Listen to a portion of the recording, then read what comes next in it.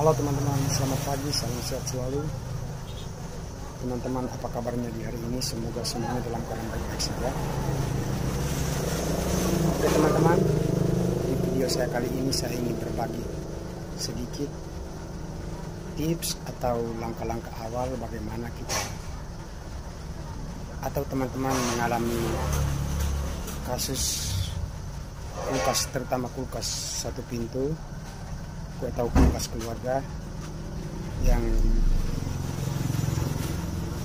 masalahnya dicungkil dengan barang-barang tajam sehingga gasnya habis.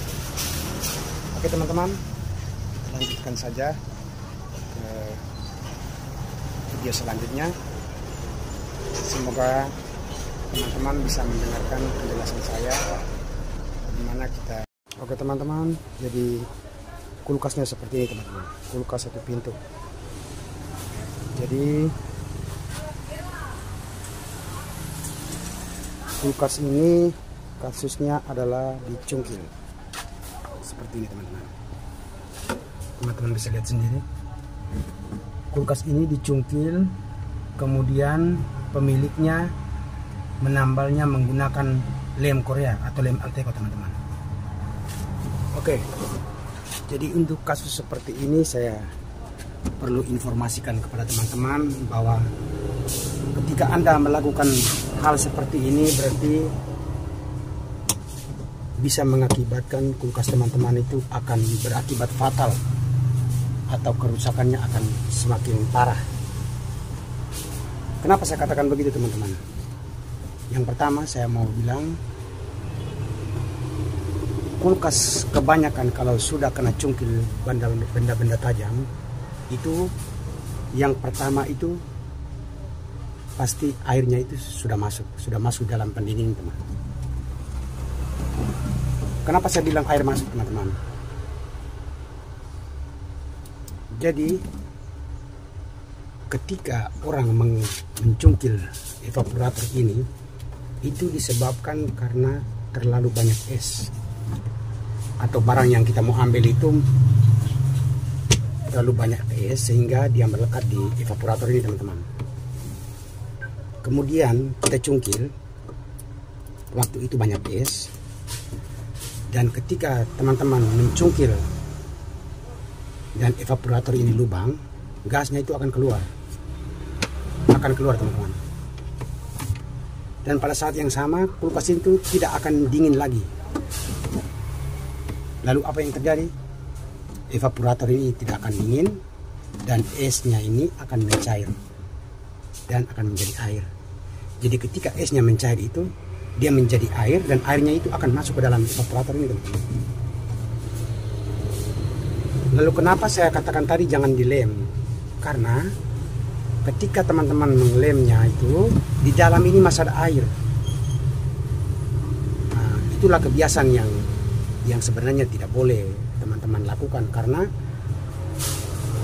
kalau teman-teman sudah mengelemnya seperti ini, ya itu saya percaya itu 90-100% teman-teman pasti mencoba untuk menghidupkan kembali kulkas ini. Dan ketika teman-teman menghidupkan kulkas ini, air yang di dalam tadi yang masuk dan melalui lubang ini yang di teman-teman cungkil tadi itu akan dihisap oleh kompresor, dan air itu akan masuk ke dalam kompresor. Kompresornya seperti ini, kompresor atau contoh seperti ini akan masuk ke sini, dan teman-teman harus tahu bahwa di dalam sini ada oli. Oke, jadi ketika oli itu sudah campur dengan air, maka teman-teman pikir sendiri bagaimana kondisi mesin kalau oli sudah tercampur dengan air. Itu yang pertama. Lalu yang kedua, ketika mesin beroperasi, dia akan memompa semua air ini, dan air ini akan masuk ke dalam mesin dan juga masuk ke dalam pipa-pipa semua teman-teman. Jadi teman-teman harus pikir bahwa kulkas ini, nah, saya contohkan seperti di sini, sebelah sini teman. Nah, ini ada pipa yang masuk ke dalam dalam body teman-teman. Nah, dia masuk di sini, oke, turun, masuk di sini dalam body, ini masuk dalam body teman-teman.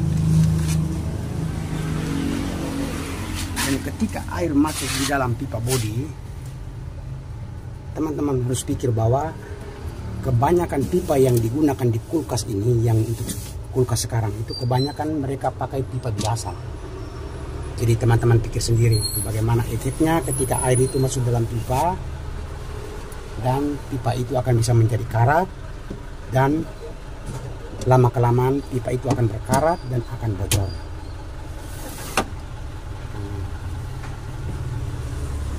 Lalu yang berikutnya, seandainya teman-teman sudah habis cungkil begini, kebiasaannya teman-teman itu tidak cepat-cepat untuk hantar ke teknisi atau yang berpengalaman supaya bisa memperbaiki kulkas ini. Teman-teman taruh terlalu lama. Itu apa efeknya teman-teman? Yang pertama, air tadi itu akan mengering. Dan ketika air mengering, teman-teman harus ingat, di dalam evap ini, sewaktu kulkas ini masih normal, sirkulasi freon itu akan berjalan bersama dengan oli. Jadi sedikit-sedikit oli juga ada masuk dalam sini teman-teman. Jadi coba teman-teman bayangkan bagaimana kalau oli itu yang di dalam terperangkap dalam evap ini akan tercampur dengan air. Jadi kalau air itu sudah mengering, teman-teman lambat untuk memperbaikinya, dan air yang tadi itu lambat untuk kita kasih keluar, dia akan mengering dan mengendap bercampur dengan oli, dan dia akan berkerak dan melekat di dinding-dinding evaporator. Dan itu akan menyebabkan pengerjaannya dalam waktu yang cukup lama atau sangat rumit sekali. Karena airnya tadi sudah kering, lalu kita harus butuh kerja yang lebih untuk menangani kerak-kerak yang tadi itu teman-teman.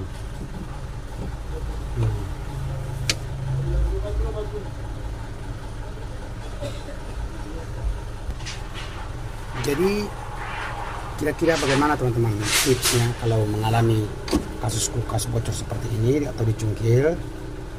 Yang pertama, kalau teman-teman sudah cungkil, yang pertama teman-teman lakukan pertama adalah mencabut plaknya.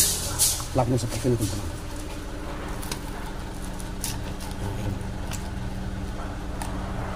Joknya ini harus dicabut.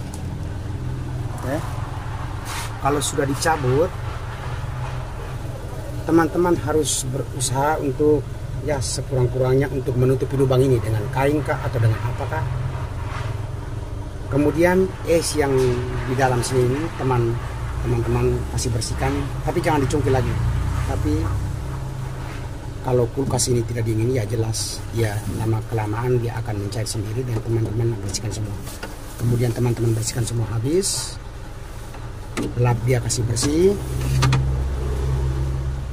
Lalu teman-teman segera cari orang yang lebih ahli atau teknisi untuk menangani kasus kulkas teman-teman yang dicungkil tadi. Oke teman-teman, mungkin ini sedikit tips dari saya bagaimana cara langkah awal untuk kita menangani kulkas yang kena cungkil, sehingga kulkas teman-teman itu tidak tambah parah. Dan ketika teman-teman mengantarnya kepada orang yang ahlinya untuk mengerjakan juga, pengerjaannya tidak seberapa rumit. Karena kebanyakannya kulkas dicungkil seperti ini, itu kebiasaannya teman-teman lepas terlalu lama dan airnya tadi mengering dengan oli. Lalu ketika teknisi mengerjakannya, ketika dia flushing itu semua flushingnya bersih.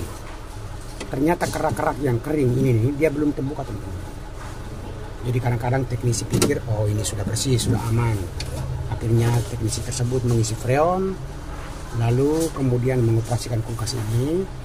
Dan ternyata dalam proses perjalanan kulkas ini dipakai, kerak-kerak ini akan terbuka sendiri seiring berjalannya dengan sirkulasi freon tadi itu, teman-teman. Jadi ketika freon jalan setiap hari akan, dan akhirnya kerat tadi itu akan terbuka. Dan ketika keratnya ini sudah terbuka, freon tadi akan membawa kotoran itu masuk ke dalam filter dryer, dan terjadilah mampet. Jadi begitu, teman-teman. Kebanyakan kulkas dicungkil habis, kami dari teknisi sudah memperbaikinya, tapi masih juga tersumbat karena kasusnya seperti itu. Jadi untuk perhatian teman-teman, supaya kalau kasus teman-teman mengalami kulkas dicungkil seperti ini, supaya jangan gegabah, jangan memandai-mandai, minta maaf saya pakai bahasa seperti ini. Ya, kalau bisa buat langkah awal, matikan listriknya, dibersihkan semua evaporator ini, kemudian cepat-cepat dihantar ke teknisi atau orang yang bisa dipercaya untuk menangani kulkas teman-teman. Oke ya teman-teman, mungkin ini saja sedikit tips dari saya.